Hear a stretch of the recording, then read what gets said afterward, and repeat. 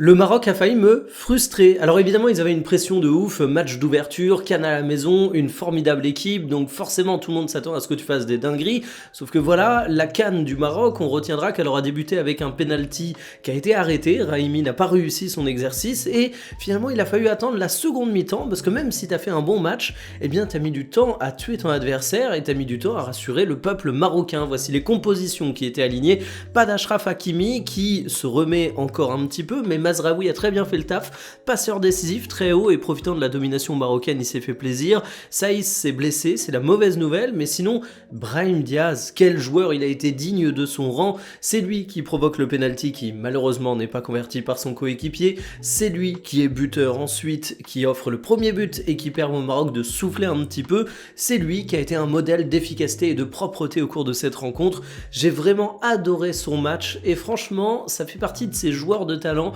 sur lesquels tu vas pouvoir miser beaucoup d'attentes, parce que si le Maroc réussit un grand parcours, quelque chose me dit que Diaz n'y sera pas étranger.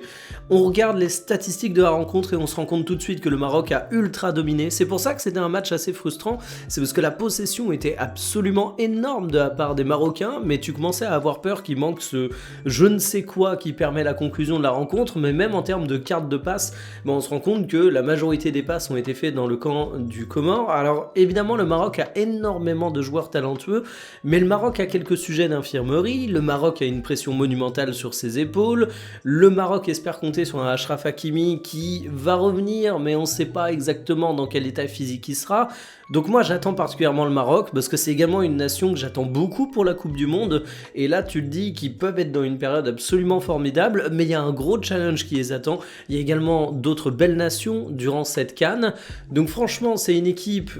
qui va être à surveiller, que ce soit pour la CAN et pour la Coupe du Monde. C'est une équipe qui a du potentiel, mais c'est une équipe qui, en termes de timing, en termes d'infirmerie,